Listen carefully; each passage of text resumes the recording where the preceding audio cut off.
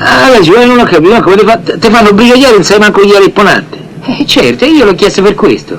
Adesso, ma che cazzo è brigadiere sei? Ma non sai chiedere il ponante, lo sanno tutti chiedere il ponante. Oh, guarda che ti faccio trasferire in Sardegna, sai? Ma l'avete saputo poi chi era sti ponante? Il ponante? E che non lo sai, il ponante è quello che mangiava ricotta e pisciava raffellati. Bentornati nella soffitta di Pippo, lo spazio dove le storie diventano ricordi e i ricordi diventano emozioni. Oggi vi porto a L'Havana, negli anni della giovinezza di uno degli attori più amati e indimenticabili del nostro cinema, Thomas Milian. A Leon, è stato un piacerone. A Macrobona. Ciao. Lei, signor, mi saluti Erca, eh? E chi è Erca? Perché? I suoi primi 24 anni a Cuba li potremmo definire comodi. La famiglia lo avrebbe voluto serio, quadrato, magari con un futuro già scritto. Ma lui era diverso, un creativo con una passione enorme per il disegno. Il suo sogno? Lavorare in un'agenzia pubblicitaria.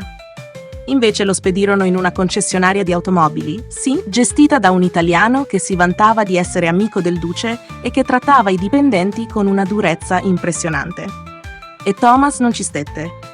Alla prima occasione, quando quell'uomo gli chiese di prendere cappotto e cappello, rispose con una battuta fulminante: «La cappelliera è in fondo alla stanza, vai pure».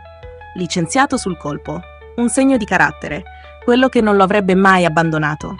Ricomincia così a frequentare la Cuba Bene, quella ricca, vivace, piena di americani che arrivavano per giocare e divertirsi. Batista, il dittatore, permetteva l'ingresso di enormi capitali e l'isola diventava il regno della corruzione. Una Cuba che, qualche anno dopo, Fidel Castro avrebbe stravolto per sempre. Ma la vita di Thomas viene segnata da un dolore immenso. Nel 1957 suo padre si toglie la vita. E si racconta che Milian fu proprio lì, ad assistere alla scena, aprendo la porta mentre il padre stava per sparare. Quel trauma lo accompagna per sempre.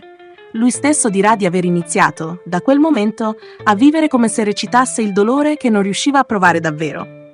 Da lì nasce l'idea, diventare attore. E così, nel 1957, parte per gli Stati Uniti.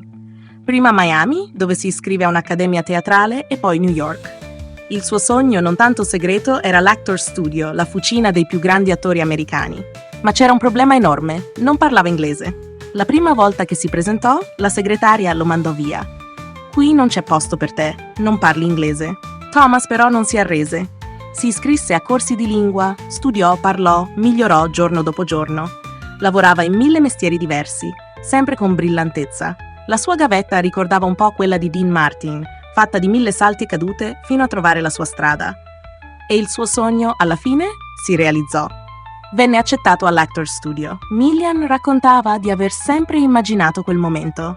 Salire le scale e trovare Marlon Brando ed Elia Kazan pronti ad accoglierlo con un abbraccio, dicendogli: «Amico, ti stavamo aspettando». E in un certo senso andò proprio così. Ottenne piccole parti in televisione, ma la sua carriera cambiò improvvisamente direzione. Arrivò in Italia, all'inizio per il teatro a Spoleto, doveva rimanere solo qualche giorno, e invece non se ne andò più. Con il suo accento a metà tra cubano, romano e americano, raccontava: «Sono arrivato e non me ne sono più mosso». A Roma cominciò a lavorare con i grandissimi, Mauro Bolognini, Luchino Visconti, Francesco Maselli. Era un attore drammatico, serio, rispettato. Non veniva da Tormarancia, come si pensa spesso, ma abitava in una splendida casa a Piazza del Popolo. Ed è qui che incontrò Quinto Gambi, pescivendolo di quartiere che gli somigliava come una goccia d'acqua. Diventarono inseparabili. Gambi entrava e usciva da quella casa come se fosse sua. E da lì nacque una delle amicizie più incredibili della vita di Milian, tanto che Quinto divenne la sua controfigura in quasi tutti i film. E attenzione, perché bisogna distinguere? Monnezza e Nico Giraldi non sono la stessa cosa. Il Monnezza è un ladro che collabora con la polizia. Nico Giraldi invece è un ex ladro che diventa poliziotto. Due personaggi diversi, due anime diverse, entrambi legati a Thomas Milian. Il regista che più di tutti intuì il suo talento fu Umberto Lenzi. Lo diresse in una lunga serie di poliziotteschi, spesso in coppia con Maurizio Merli, il commissario duro e spietato. Sul set, però, tra i due non correva buon sangue. Le scene di lotta, che avrebbero dovuto essere simulate, spesso finivano in risse vere, calci, pugni e produzione costretta a intervenire per separarli. Ma quei film funzionavano. Roma che spara, Milano che brucia.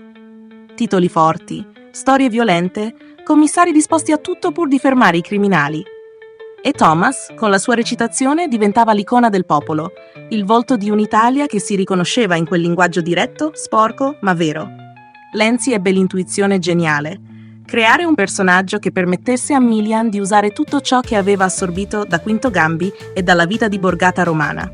Così nacque Ermonnezza, un mito, un'icona che ancora oggi vive nei ricordi degli spettatori.